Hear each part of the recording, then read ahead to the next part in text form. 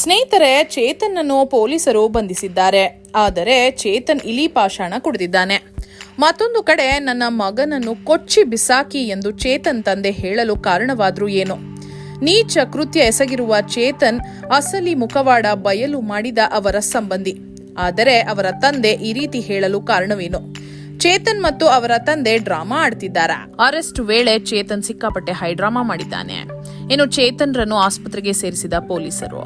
ಆಸ್ಪತ್ರೆಯಲ್ಲಿ ಚೇತನ್ ಹೇಳಿದ ವಿಷಯ ಕೇಳಿ ಪೊಲೀಸರೇ ಬೆಚ್ಚಿ ಬಿದ್ದಿದ್ದಾರೆ. ಒಂದು ಕಡೆ ಲಾವಣ್ಯ ಕುಟುಂಬದವರೇ ಒಂದು ಕತೆ ಹೇಳ್ತಿದ್ದಾರೆ. ಆದರೆ ಚೇತನ್ ಮತ್ತೊಂದು ಸ್ಫೋಟಕ ಮಾಹಿತಿಯನ್ನ ಪೊಲೀಸರ ಮುಂದೆ ಹೇಳಿದ್ದಾನೆ. ಈ ಚೇತನ್ ಯಾರು? ಯಾಕೆ ಲಾವಣ್ಯರನ್ನು ಬರ್ಬರವಾಗಿ ಹತ್ಯೆಯನ್ನ ಮಾಡಿದ್ದಾನೆ ಗೊತ್ತಾ? ಚೇತನ್ ಬಗ್ಗೆ ಅವರ ತಂದೆ ಶಾಕಿಂಗ್ ಹೇಳಿಕೆಯೊಂದನ್ನು ನೀಡಿದ್ದಾರೆ. ಲಾವಣ್ಯರನ್ನು ಚೇತನ್ ಅಟ್ಟಿಸಿಕೊಂಡು ಹೋಗ್ತಿದ್ದಾಗ ಲಾವಣ್ಯರ ಫೋನ್ ಬ್ಯುಸಿಯಾಗಿತ್ತು ಮತ್ತು ಆಕೆಯ ಭಾವನ ಜೊತೆ ಆಕೆ ಕಾಲ್ನಲ್ಲಿ ಇದ್ದಳು. ಮತ್ತೊಂದು ಬೆಚ್ಚಿ ಬೀಳಿಸುವ ಸಂಗತಿ ಏನಪ್ಪಾ ಅಂತಂದ್ರೆ, 3 ತಿಂಗಳ ಹಿಂದೆಯಷ್ಟೇ ಚೇತನ್ ಇದೇ ರೀತಿ ಲಾವಣ್ಯಗೆ ಆಕೆಯ ಕೆಲಸದ ಜಾಗದಲ್ಲಿ ಬೆದರಿಕೆಯನ್ನ ಹಾಕಿದ್ದ. ಆದರೆ ಯಾಕೆ ಅವನ ಮೇಲೆ ಪೊಲೀಸ್ ಕಂಪ್ಲೇಂಟ್ ಕೊಟ್ಟಿಲ್ಲ? ಇನ್ನು ಚೇತನ್ ಮತ್ತು ಲಾವಣ್ಯ 4 ವರ್ಷಗಳಿಂದ ಪ್ರೀತಿಸ್ತಿದ್ರ? ಈ ಎಲ್ಲ ವಿವರವನ್ನ ಎಳೆಯಾಗಿ ಈ ವಿಡಿಯೋದಲ್ಲಿ ನೋಡೋಣ. ಸ್ಕಿಪ್ ಮಾಡದೆ ವಿಡಿಯೋವನ್ನ ಕೊನೆವರೆಗೂ ತಪ್ಪದೆ ನೋಡಿ. ಕೇವಲ ಪ್ರೀತಿಗಾಗಿ ಒಂದು ಪ್ರಾಣವನ್ನೇ ತೆಗೆದ ಈ ಚೇತನ್ಗೆ ಕಠಿಣವಾದ ಶಿಕ್ಷೆ ಆಗಲೇಬೇಕು ಎಂದು ನೀವು ಕೂಡ ಬಯಸುವ ಹಾಗಿದ್ರೆ ಈ ವಿಡಿಯೋವನ್ನ ತಪ್ಪದೆ ಲೈಕ್ ಮಾಡಿ ಸ್ನೇಹಿತರೆ. ಇನ್ನು ನಿಮ್ಮ ಪ್ರಕಾರ ಚೇತನ್ಗೆ ಯಾವ ಶಿಕ್ಷೆ ಕೊಡಬೇಕು ಎಂದು ತಪ್ಪದೆ ಕಮೆಂಟ್ ಮಾಡಿ ತಿಳಿಸಿ. ಸ್ನೇಹಿತರೆ, ನಿನ್ನೆಯಿಂದಲೂ ಕೂಡ ಈ ಚೇತನ್ ಲಾವಣ್ಯರ ಪ್ರಕರಣ ಎಲ್ಲಾ ಕಡೆ ಸಿಕ್ಕಾಪಟ್ಟೆ ವೈರಲ್ ಆಗ್ತಿದೆ. ಬಂಟ್ವಾಳದ ಬಸ್ ನಿಲ್ದಾಣದಲ್ಲಿ ಹಾಡು ಹಗಲೇ ಎಲ್ಲರ ಮುಂದೆ ಮಾರಕಾಸ್ತ್ರಗಳಿಂದ ಈ ಚೇತನ್ ಲಾವಣ್ಯರನ್ನು ಕೊಲೆ ಮಾಡಿದ್ದಾನೆ. ಇದನ್ನು ಪ್ರತ್ಯಕ್ಷದರ್ಶಿ ವಿಡಿಯೋ ಮಾಡಿದ್ದಾನೆ. ಆದರೆ ಯಾರೊಬ್ಬರೂ ಕೂಡ ಲಾವಣ್ಯರ ಸಹಾಯಕ್ಕೆ ಬರಲಿಲ್ಲ. ಬಸ್ ನಿಲ್ದಾಣದಲ್ಲಿ ಈ ಘಟನೆ ನಡೆಯುವ ಮುಂಚೆ ಏನಾಗಿತ್ತು ಗೊತ್ತಾ? ಈ ಚೇತನ್ ಲಾವಣ್ಯರನ್ನು ಮುಗಿಸಲೇಬೇಕು ಎಂದು ಹೊಂಚು ಹಾಕಿ ಕುಳಿತಿದ್ದ ಆ ಸಿಸಿಟಿವಿ ದೃಶ್ಯಗಳು ಈಗ ವೈರಲ್ ಆಗುತ್ತಿದೆ. ಅಷ್ಟೇ ಅಲ್ಲದೆ ಇಲಿ ಪಾಷಾಣ ಕುಡಿದಿದ್ದೇನೆ ಎಂದು ಚೇತನ್ ನಾಟಕವಾಡಿದ್ದು ಯಾಕೆ? ಇನ್ನು ಲಾವಣ್ಯರ ಕುಟುಂಬದವರು ಒಂದು ಕತೆ ಹೇಳ್ತಿದ್ರೆ, ಮತ್ತೊಂದು ಕಡೆ ಚೇತನ್ ಕುಟುಂಬನೇ ಬೇರೆ ಒಂದು ಕತೆಯನ್ನ ಹೇಳ್ತಿದೆ.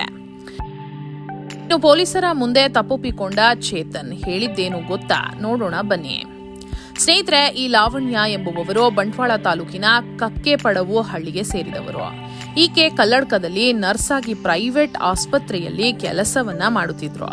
3 ತಿಂಗಳ ಹಿಂದೆ ಕೂಡ ಇದೇ ಚೇತನ್ ಲಾವಣ್ಯ ಕೆಲಸ ಮಾಡುತ್ತಿದ್ದಂತಹ ಆಸ್ಪತ್ರೆಗೆ ನುಗ್ಗಿ ನೀನು ಕೆಲಸಕ್ಕೆ ಬರ್ಕೂಡ್ದು ಎಂದ್ರು. ಯಾಕೆ ಬರುತ್ತಿದ್ಯಾ ಅಂತ ಹೇಳಿ ಆಸ್ಪತ್ರೆಯ ಗಾಜುಗಳನ್ನೆಲ್ಲ ಹೊಡೆದು ಹಾಕಿದ್ದ. ಯಾವಾಗ ಆಸ್ಪತ್ರೆಯ ಸಿಬ್ಬಂದಿಗಳು ಪೊಲೀಸರಿಗೆ ಕರೆ ಮಾಡಿ ಕಂಪ್ಲೇಂಟ್ ಕೊಟ್ಟಿದ್ರು, ಪೊಲೀಸರು ಬರುವಷ್ಟರಲ್ಲಿ ಚೇತನ್ ಎಸ್ಕೇಪ್ ಆಗಿಬಿಟ್ಟಿದ್ದ. ಆವತ್ತು ಪೊಲೀಸರೇನಾದ್ರೂ ಕಠಿಣ ಕ್ರಮ ಕೈಗೊಂಡಿದ್ದಿದ್ರೆ ಲಾವಣ್ಯ ಇವತ್ತು ನಮ್ಮ ಮುಂದೆ ಜೀವಂತವಾಗಿ ಇರ್ತಿದ್ಲು. ಸ್ನೇಹಿತರೆ, ಮಾಹಿತಿಗಳ ಪ್ರಕಾರ ಈ ಲಾವಣ್ಯ ಮತ್ತು ಚೇತನ್ 4 ವರ್ಷಗಳ ಹಿಂದೆ ಒಬ್ಬರನ್ನೊಬ್ಬರು ಇಷ್ಟಪಡುತ್ತಿದ್ರು. ಇಬ್ಬರು ಕೂಡ ಪ್ರೀತಿಸುತ್ತಿದ್ರು. ಆದರೆ ಈ ಚೇತನ್ ಸೈಕೋ ತರ ಆಡಲು ಶುರು ಮಾಡಿದ್ದ. ಕಾಲ ಕಳೆದಂತೆ ಲಾವಣ್ಯಗೆ ಈ ಚೇತನ್ ಬುದ್ಧಿ ಇಷ್ಟ ಆಗ್ತಿರ್ಲಿಲ್ಲ. ಅದಕ್ಕೆ ಲಾವಣ್ಯ ಚೇತನ್ ಹತ್ತಿರ ಬ್ರೇಕಪ್ ಮಾಡಿಕೊಂಡಿದ್ಲು. ಇನ್ನು ಮಾಹಿತಿಯ ಪ್ರಕಾರ ಚೇತನ್ ಮತ್ತು ಲಾವಣ್ಯ ದೂರದ ಸಂಬಂಧಿಗಳೇ ಆಗಬೇಕು. ಇನ್ನು ಲಾವಣ್ಯ ತಂದೆಗೆ 3 ಜನ ಹೆಣ್ಣು ಮಕ್ಕಳು. ಲಾವಣ್ಯ 3ನೇ ಅವಳು. ಅವರ 2 ಅಕ್ಕಂದರಿಗೆ ಮದುವೆ ಆಗಿತ್ತು. ಮನೆಯಲ್ಲಿ ಲಾವಣ್ಯಗೂ ಕೂಡ ಗಂಡು ಹುಡುಕುವ ಪ್ರಯತ್ನ ನಡೆಯುತ್ತಿತ್ತು. ಈ ವಿಚಾರ ಹೇಗೋ ಚೇತನ್ಗೆ ತಿಳಿದಿದೆ. ಅದಕ್ಕೆ ಚೇತನ್ ಯಾವಾಗ್ಲೂ ಲಾವಣ್ಯ ಬಳಿ ಬಂದು, ನೀನು ನನ್ನನ್ನೇ ಮದುವೆ ಆಗ್ಬೇಕು, ನನ್ನನ್ನ ಬಿಟ್ಟು ಬೇರೆಯವರನ್ನ ಮದುವೆ ಆದ್ರೆ ನಿನ್ನನ್ನ ಜೀವಂತವಾಗಿ ಉಳಿಸೋದಿಲ್ಲ ಎಂದು ಅನೇಕ ಬಾರಿ ಎಚ್ಚರಿಕೆಯನ್ನ ನೀಡಿದ್ದ. ಆದರೆ ಲಾವಣ್ಯ ಈ ವಿಚಾರವನ್ನ ಗಂಭೀರವಾಗಿ ತೆಗೆದುಕೊಂಡಿರಲಿಲ್ಲ. ಒಂದು ಸಲ ತನ್ನ ಅಕ್ಕನ ಗಂಡನಾದ ಭಾವನ ಬಳಿ ಈ ವಿಚಾರವನ್ನ ಹೇಳಿಕೊಂಡಿದ್ದಂತೆ. ಇನ್ನು ಚೇತನ್ ತಮ್ಮ ಮನೆಯಲ್ಲಿ ನಾನು ಬೆಂಗಳೂರಿಗೆ ಕೆಲಸಕ್ಕೆ ಹೋಗ್ತಿದ್ದೀನಿ ಅಂತ ಹೇಳಿ ಸ್ನೇಹಿತನ ರೂಮ್ನಲ್ಲಿ ಇದ್ದನು. ಇವತ್ತು ಲಾವಣ್ಯರನ್ನು ಹೇಗಾದರೂ ಮಾಡಿ ಮುಗಿಸಲೇಬೇಕು ಎಂದು ಈ ಚೇತನ್ ಮೊದಲೇ ಪ್ರೀ ಪ್ಲಾನ್ ಹಾಕಿಕೊಂಡಿದ್ದ. 2-3 ದಿನಗಳಿಂದ ಲಾವಣ್ಯ ಯಾವ ಟೈಮಿಗೆ ಕೆಲಸ ಮುಗಿಸುತ್ತಾಳೆ, ಯಾವ ಸಮಯಕ್ಕೆ ಬಸ್ ಸ್ಟಾಪ್ಗೆ ಬರ್ತಾಳೆ ಅಂತೆಲ್ಲ ವಿಚಾರಿಸಿದ್ದ. ನಿನ್ನೆ ಬಂಟ್ವಾಳದ BC ರೋಡ್ ಬಸ್ ಸ್ಟಾಪ್ಗೆ ಈ ಚೇತನ್ ತನ್ನ ಕಾರಿನಲ್ಲಿ ಬಂದು ಕಾಯ್ಕೊಂಡು ಕೂತಿದ್ದ. ಯಾವಾಗ ಲಾವಣ್ಯ ಬಸ್ ಹತ್ತಿದ್ಲು, ಆಗ ನೀನು ನನ್ನ ಜೊತೆ ಬಾ, ನಿನ್ನ ಬಳಿ ಮಾತನಾಡಬೇಕು ಅಂತ ಕೇಳಿಕೊಂಡಿರ್ತಾನೆ. ಆದರೆ ಲಾವಣ್ಯ ಇದಕ್ಕೆ ಒಪ್ಪಲಿಲ್ಲ. ಕೂಡಲೇ ಲಾವಣ್ಯ ತನ್ನ ಭಾವನಿಗೆ ಕರೆ ಮಾಡಿದ್ದಾಳೆ. ನನ್ನ ಪಕ್ಕ ಯಾವುದೋ ಒಂದು ಹುಡುಗ ಬಂದು ಕುಳಿತಿದ್ದಾನೆ, ನನ್ನನ್ನು ಹೆದರಿಸ್ತಾ ಇದ್ದಾನೆ ಎಂದು ಫೋನ್ನಲ್ಲಿ ಹೇಳ್ಕೊಂಡಿದ್ದಾಳೆ.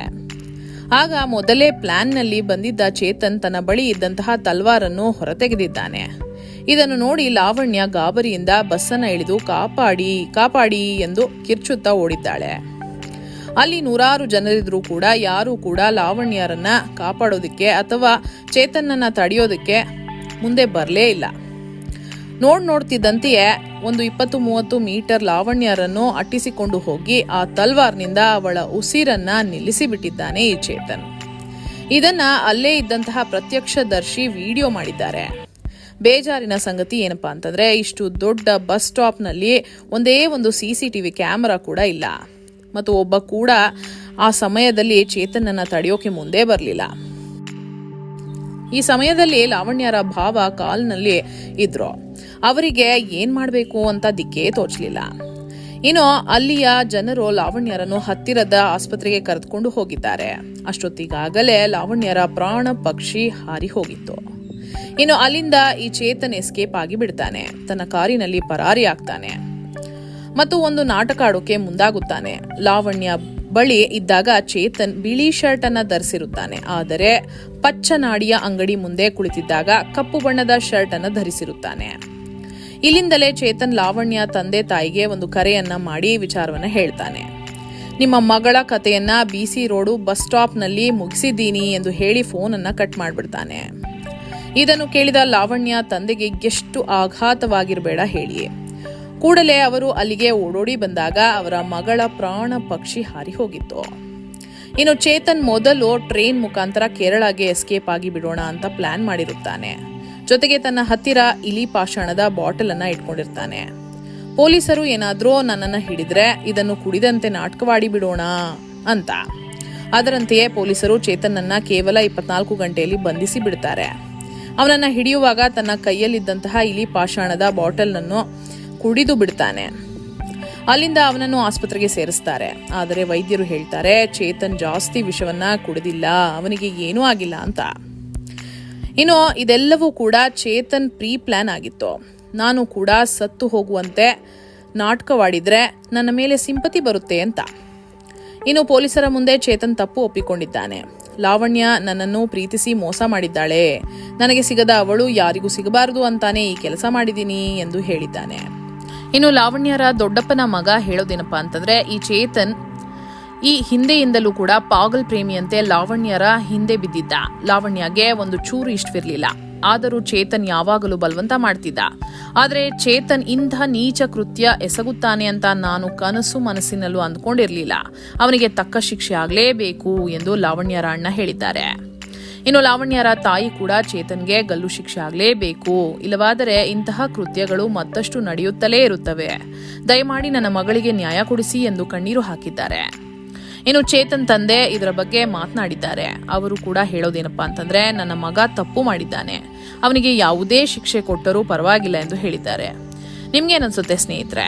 ಚೇತನ್ಗೆ ಯಾವ ಶಿಕ್ಷೆ ಕೊಡಬೇಕೆಂದು ತಪ್ಪದೆ ಕಮೆಂಟ್ ಮಾಡಿ ತಿಳಿಸಿ. ಹಾಗೆ ಈ ವಿಡಿಯೋವನ್ನ ತಪ್ಪದೆ ಎಲ್ಲರಿಗೂ ಶೇರ್ ಮಾಡಿ. ಧನ್ಯವಾದಗಳು.